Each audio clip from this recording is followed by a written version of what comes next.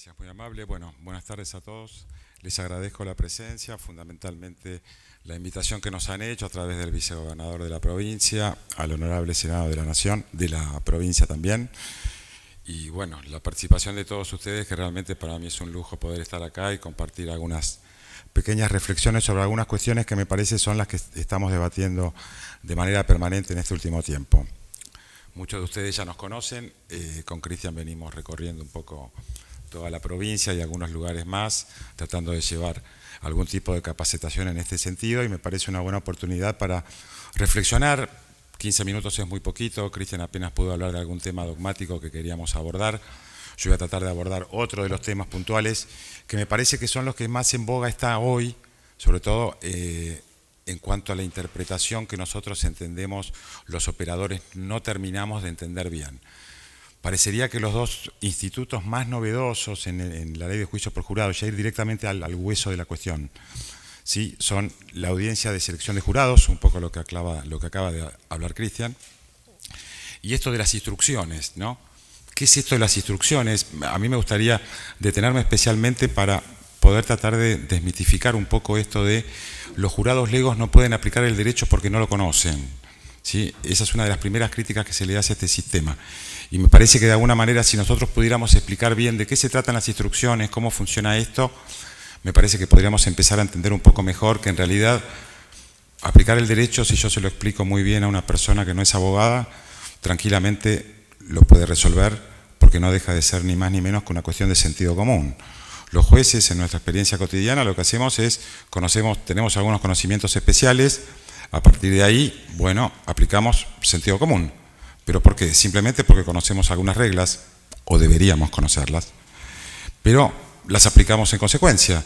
Si yo a personas que no son especialistas como nosotros les explicamos claramente cuáles son las reglas, no habría ningún inconveniente en llegar a un veredicto de culpabilidad o no culpabilidad, que en realidad no es ni más ni menos que lo que hacen los jurados legos. Como bien decía Cristian antes, ustedes saben, valga la redundancia, 2 etapas. En una tratamos la culpabilidad o no del acusado, los acusados, y en otra audiencia donde ya no participa el jurado, ¿sí? Simplemente con las partes en caso de veredicto de culpabilidad. En principio también puede haber una cuestión de inimputabilidad, y evaluaríamos en la segunda audiencia, en la cesura, la posibilidad de aplicar una pena. Acá, insisto, no interviene el jurado lego, sino simplemente es con las partes y con la presencia del juez para imponer una pena o eventualmente una medida de seguridad. Concretamente, como teoría del caso, ustedes saben que muchas veces en el sistema en el que nos movemos nosotros, inimputabilidad significa me voy para mi casa. Bueno, inimputabilidad no es eso, porque en una segunda etapa eventualmente se valora o se evalúa la posibilidad de aplicar una medida de seguridad. Pero volviendo un poco al punto al que quiero referirme, ¿qué son las instrucciones? ¿Cómo hacemos para explicarle al jurado la ley aplicable? Bueno, las instrucciones no son ni más ni menos, insisto, esto va a ser muy rápido, a modo tal vez de disparador, para después generar algunas preguntas que esperemos poder contestarlas, o por lo menos pensar con ustedes algunas respuestas.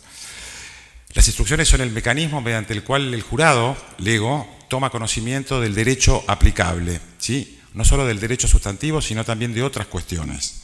Concretamente es eso.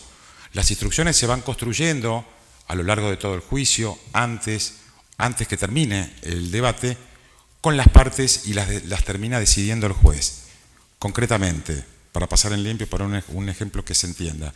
Si yo quiero explicarle a los jurados que en el caso debe aplicarse un agravante prevista en el artículo 41 quater, es decir, la intervención de un menor de edad, las partes seguramente tendrán interpretaciones distintas de lo que es el artículo 41 quater. A partir de ahí, seguramente, en presencia del juez, cada parte intentará mantener su postura y fundamentar por qué la explicación que se le debe dar al jurado de cómo debe ser considerada esa agravante genérica debe ser de una u otra forma, de una forma o de otra forma. El que termina dirimiendo la cuestión es el juez, el que da la instrucción al jurado de cómo debe interpretarse la norma del artículo 41 quater, en este caso puntual, es el juez. El que da la instrucción final es el juez. Luego, o pensamos nosotros, que en realidad ese es el momento más rico donde los conocimientos dogmáticos que supuestamente deberían tener las partes van a estar en juego, y va a haber una lucha, o digamos de alguna manera, un debate bastante áspero, porque en realidad seguramente la Fiscalía tendrá una postura, la defensa tendrá otra y será finalmente el juez quien termine decidiendo la cuestión. Es decir, la instrucción la termina dando el juez. El juez les explica a los jurados cómo debe ser interpretado esa agravante genérica. Lo doy como ejemplo.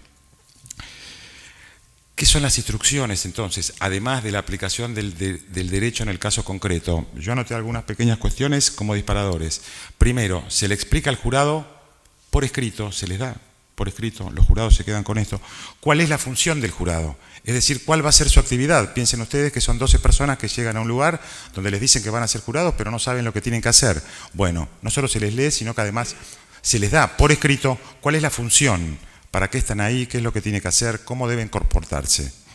Rápido, concreto. ¿Cómo se aplica la ley? ¿Sí? Esto tiene que ver también con las garantías constitucionales. Concretamente, le explicamos al jurado, ¿sí?, previamente consensuado por las partes. Generalmente estas instrucciones generales ya están estandarizadas. La idea es que todo está estandarizado en manuales, cosa que hay ciertas cuestiones que se repiten. ¿Cómo yo le explico al jurado las garantías constitucionales? Todo esto de más allá de duda razonable, con las dificultades que tiene. Piensen ustedes que en países que tienen hace muchos años que están trabajando sobre estos temas, ya lo tienen muy trabajado y es muy difícil correrse de ciertas instrucciones, como por ejemplo, ¿qué significa eso de más allá de toda duda razonable? Que es bastante complejo, se mueven de ahí. Es decir, se repiten precedentes, interpretaciones que han sido convalidadas y parecería que con eso, en principio, salvo cuestiones que se pueden ir modificando, todo esto es bastante dinámico, le vamos a explicar al jurado qué es, más allá de toda duda razonable, qué significa el principio de inocencia, qué es el onus probandi, la obligación de la acusación de probar, etcétera, etcétera, no lo voy a explicar ahora, pero parecería que esas son las explicaciones que le tenemos que dar de una manera clara y sencilla para quien tiene que decidir, sepa, de alguna forma, cuáles son los parámetros o los estándares con los que tiene que moverse. ¿Cómo se valora la prueba? ¿Sí? ¿Y qué es prueba? ¿Qué es prueba y qué no es prueba? La prueba que es pertinente y la prueba que no es pertinente. Simplemente lo que tengo que hacer es decirle, esta prueba es impertinente. Por ejemplo, una de las partes hace mención a los antecedentes del acusado en el juicio. Hay que hacerle saber al jurado que los antecedentes no son una prueba válida a tener en cuenta. Por ejemplo, información que pueden haber recabado el jurado ajena al debate. Es decir, información a través de medios periodísticos. Por ejemplo, prueba ilegal que no debe ser valorada. Yo tengo que explicarle al Senado, perdón. Y al Senado también hay que explicarle. El Senado lo sabe. O lo sabe, o debería saberlo. O debería saberlo, parece mejor, políticamente más correcto. ¿Qué son las garantías constitucionales y cómo funcionan? Lo único que tengo que hacer es explicárselo. El jurado va a saber muy bien, a partir de allí, cómo tiene que moverse. Y si no entiende algo, lo puede preguntar, ¿sí? Excepcionalmente. ¿Qué es prueba? ¿Qué no es prueba? ¿Cómo se sopesa la prueba? ¿Qué es un testigo directo? ¿Qué es prueba circunstancial? Fíjense, todas cuestiones que nosotros manejamos o deberíamos manejar cotidianamente. A partir de allí lo único que hacemos es transmitirle esa información al jurado para que de alguna manera pueda, bajo esos parámetros, decidir esta cuestión. Me están apurando, pasa que hay tanto para hablar acá. No solo habla Cristian, yo también hablo bastante, pero bueno. ¿Qué más debo explicar al jurado en estas instrucciones? Los elementos que configuran el delito. Concretamente, ni más ni menos para nosotros, los elementos del tipo penal en juego. Es decir, la acusación es un homicidio. Lo único que tengo que hacer es explicarle cuáles son los requisitos o los elementos típicos del homicidio, cuál es el elemento subjetivo, el elemento objetivo, si hay elementos normativos, ni más ni menos que eso. De manera clara y sencilla, que se entienda. De alguna manera, fíjense, el derecho aplicable se lo explica al juez de una manera lisa y llana para que los jurados puedan entenderlo. Lo mismo con las defensas interpuestas. Si un defensor plantea, ejemplo, legítima defensa, tengo que explicarle ni más ni menos cuáles son los requisitos de la legítima defensa para que sepan que podemos estar ante ese tipo de situación. Insisto, de manera clara y sencilla, no dogmáticamente tan complejo como solemos los abogados hacerlo, porque cuando nos manejamos en un juicio técnico, todos somos abogados e insisto, parecería que todos hablamos el mismo idioma. Y es un idioma que los jurados legos, en líneas generales, no entienden. Mejor dicho, no nos entendemos bien ni nosotros, aunque ponemos cara de que sí. ¿Sí? Otra de las cuestiones que habría que explicarle al jurado es la posibilidad de que en el caso se planteen delitos menores incluidos. Por ejemplo, esto significa que si la acusación está formulándola por un homicidio, digamos, calificado por el vínculo o por cualquier otra situación, puede ser que ese agravante no se configure, pero no obstante eso, bien puede ser anoticiado el jurado o debe ser informado que tal vez eso sí puede ser configurativo del delito de homicidio. Concretamente, el homicidio simple es el delito menor incluido porque un homicidio agravado no es ni más ni menos que un homicidio simple con un agregado más. No probado ese agravante, tranquilamente yo debo informarle al jurado que eso puede configurar a todo evento un homicidio simple. Esto puede ser hecho a petición de parte o lo puede hacer el juez de oficio. Después lo conversamos porque es un tema bastante polémico. Nosotros con Cristian tenemos opinión al respecto, pero bueno, dejo porque acá todo es polémico y todo lo podemos conversar, ¿no? Por supuesto. Son pequeñas líneas que yo estoy dando, no deja de ser ni más ni menos que eso. Delitos menores incluido, la propuesta del veredicto, ¿sí?, que debo ofrecerle al jurado. Las reglas para la deliberación, es decir, cómo hace el jurado para deliberar. Una vez que se van del recinto, se van de la audiencia, ¿sí?, tienen que elegir un presidente, un portavoz, como ustedes quieran llamarlo, ¿sí? A partir de ahí, todos los jurados deben tener la posibilidad de opinar, argumentar, ¿sí? Bueno, un orden, cómo se hace la deliberación, ni más ni menos que eso. Finalmente, ya casi estoy terminando, lo que se conoce técnicamente como una instrucción admonitoria, ¿sí? Esto significa que el jurado tiene que saber que todo lo que el juez haya hecho en el juicio, por ejemplo, haberle dado la razón porque una de las partes objetó mucho y tal vez el juez le dijo a cada objeción que no, que todo lo que hizo en el juicio no significa que él prefiera un veredicto a otro, ¿sí? Eso debe saberlo. Que yo le haya dado lugar a la defensa en cada objeción que planteó no quiere decir eso, y el jurado lo tiene que saber, que yo prefiero un veredicto de no culpabilidad al de culpabilidad. Eso debe saberlo. Para ir cerrando, aunque hay muchas cosas más.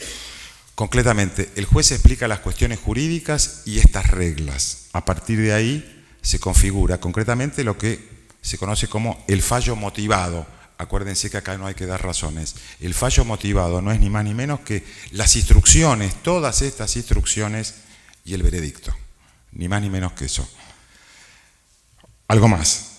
Las instrucciones, como dijimos, van por escrito. Y si cuando yo estoy litigando las instrucciones, supongamos, yo soy la defensa y planteo que el artículo 41.4 se explica de esta manera, la Fiscalía lo hace en posición contraria o cualquier otra postura, el juez decide, y si no me hacen lugar a mi postura, la defensa deja formulado el protesto.